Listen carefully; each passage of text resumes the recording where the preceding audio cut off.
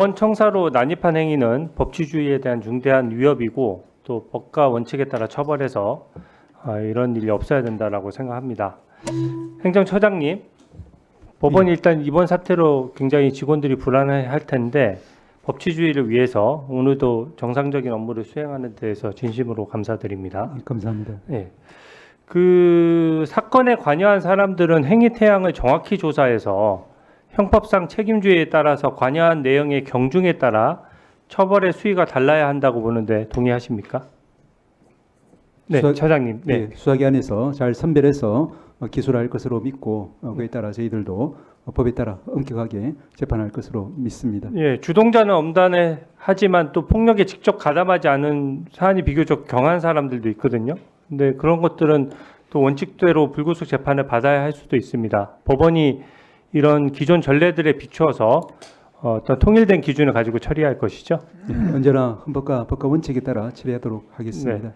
저는 이번 수사와 재판은 원칙대로 진행될 것이라고 믿고 현재 민주당의 선택적인 문제 제기에 대해서만 좀 말씀을 드리겠습니다. 민주당이 지금 현재 이것을 내란죄로 몰고 가는 것은 분명히 문제가 있습니다.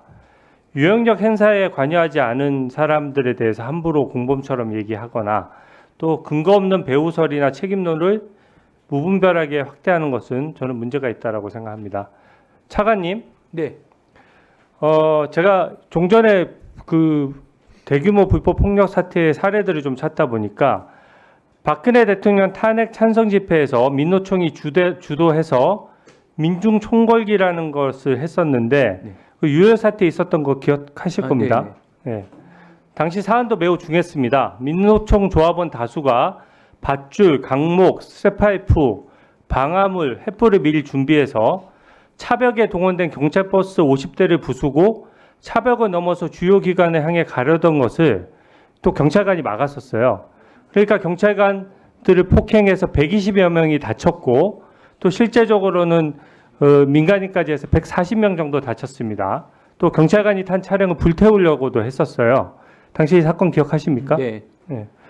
그때도 직접 폭력 행위를 하거나 지시한 사람만 처벌했지 집회에 참여한 일반 국민을 뭐 폄하하거나 탄핵 찬성 집회를 주도했다라고 해서 뭐 민주당의 배후설 제기한 적 없었습니다. 그 당시에 그 사건에서 현장에서 51명이 현행범으로 체포됐었어요. 그리고 고교생 2명은 훈방 조치됐는데 이때 그러면 나머지 49명을 다 구속했냐? 제가 지금 들어오면서 언론 보도를 보니까 66명에 대해서 구속영장을 신청한다는 보도를 봤는데 물론 제가 사건 내용을 모르기 때문에 사건의 경중을 따졌을 거라는 생각은 듭니다.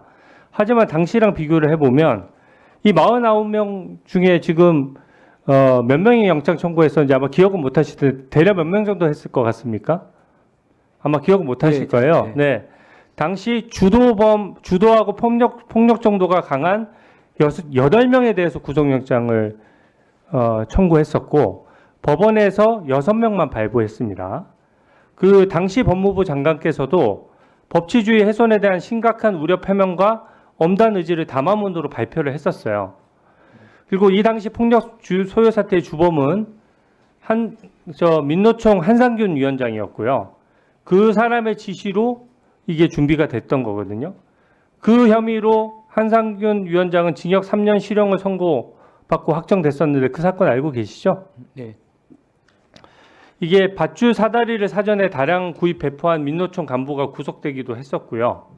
또 경찰관이 탑승한 경찰버스에 방화를 직접 시도해서 그 시도했던 사람도 구속이 됐었습니다. 근데 당시 민주당의 이 사건에 대한 태도는 어땠습니까? 그때는 별다른 움직임이 없고 침묵을 했었어요. 근데 지금은 갑자기 내란죄라고까지 부풀리는 것은 너무 간극이 저는 크다라고 생각합니다. 특히 이재명 대표도 2017년 대선 경선 당시에 이 폭력 시위를 주도해서 징역 3년을 선고받은 민노총 한상균 위원장에 대해서 사면을 하고 고용노동부 장관을 시키겠다라고까지 했습니다. 그리고 거기서 더 나아가서 주한미군 철수를 감수하고서라도 민노총의 반미투쟁과 함께하겠다 이렇게도 얘기를 했었어요. 또 한상균 위원장에 대해서는 민주당 대변인이 선처기원 논평을 낸 것을 비롯해서 민주당 소속 의원 43명이 한상균 위원장에 대해서 석방탄원서를 내기도 했었습니다. 저는 민노총이라고 해서 무소불위 처벌 무풍지대일 수 없거든요. 그리고 얼마 전에 민노총 주도 집회에서 경찰관들이 폭행당했는데 이때도 역시 민주당은 침묵했습니다. 저는 지금 서부지법 사태나 어떤 사태에 대해서도 공권력이 이렇게 훼손되는 것에 대해서 단호히 반대하고 절대 방치돼서는 안 된다라고 생각하고 이 사건을 원칙대로 처리하시되 종전의 사례들과 일관성이 저는 있어야 된다라고 생각합니다. 동의하십니까? 네. 수사를 통해서 밝혀지는 증거관계에 따라서 각자의 역할 분담이 규명이 되면 죄에 상응하는 처벌이 이루어질 수 있도록 수사기관이 최선을 다할 것으로 생각하고 있습니다. 네. 법원 행정처장님께 하나만 더 확인하겠습니다. 예. 저는 지금 현재 탄핵 재판하고 대통령 구속 수사의 좀 충돌 문제를 말씀드리려고 하는데요. 일단 형사 재판은 구속되면 6개월 만에 1심이 이제 제한을 받지 않습니까? 그때 박근혜 전 대통령 같은 경우에는 그것 때문에 1년 가까이 일주일에 4번씩 재판을 열면서 많은 기일을 열었어요. 근데 당시에는 이게 현직 대통령에 대한 수사가 어려운 제명이었기 때문에 탄핵 재판이 다 끝나고 나서 탄핵이 인용돼서 전직 대통령 신분이 되고 나서야 이제 수사가 개시됐습니다. 그래도 일주일에 4번씩 재판 여는 게 굉장히 힘들었어요. 근데 지금 이 현재 윤석열 대통령에 대한 수사도 일주일에 한 서너 차례 열어야 6개월을 맞출까 말까 할 거거든요. 근데 또 탄핵 재판은 탄핵 재판대로 일주일에 2번씩 하는 겁니다. 그러면 그 윤석열 대통령 입장에서는 탄핵 재판을 포기하든지 형사 재판을 포기할 수밖에 없는 선택의 기로에 서게 되는 겁니다. 이게 기일에 있어서 그래서 제가 이 방어권 행사 부분에 있어서 이거는 전부 너무 기일이 촉박하고 기일이 너무 많이 잡힌다. 두 개를 동시에 하는 거 누구도 불가능하다는 점을 지적하는 거거든요. 향후 재판에서 이런 점도 고려돼야 된다고 보는데 어떻게 생각하십니까? 예, 적어도 사법부 관할인 형사재판 영역에 있어서는 담당 재판부가 말씀하시는 피고인의 방어권 침해되는 일이 없도록 적절하게 법과 원칙에 따라 재판해야 될 것이고 또 그렇게 하리라고 믿습니다. 행정처장님, 예. 이재명 대표는 야당 대표로 총선을 지휘해야 되는 총선 기간에도 재판 연기를 안 해줬어요. 예.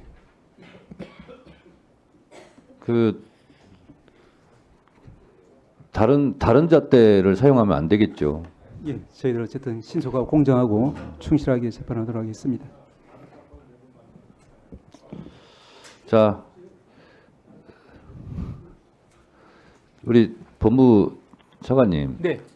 주진우 의원 질의를 듣다가 생각해 보니까 이런 엄청난 사태가 발생했는데 최상목 권한 대행이나 아니면 우리 김서구 법무장관 대행이라든가 아니면 경찰이라든가 이 관계기관에서 그 흔한 대국민 담화 이런 거 하나 안 합니까?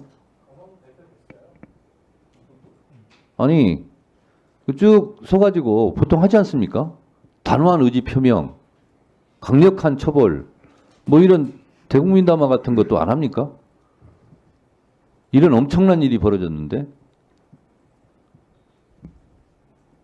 그거 누가 하자고 제안한 사람 없습니까? 우리 법무차관? 네. 권한대행 중심으로 해서 연석해서 회의를 해서 대국민 담화를 하는 방안에 대해서는 아직 논의된 건 없는데 위원장님 하신 말씀을 유념해서 현명한 방안을 한번 모색해 보도록 하겠습니다. 그 정도 사안이 안 됩니까 이게?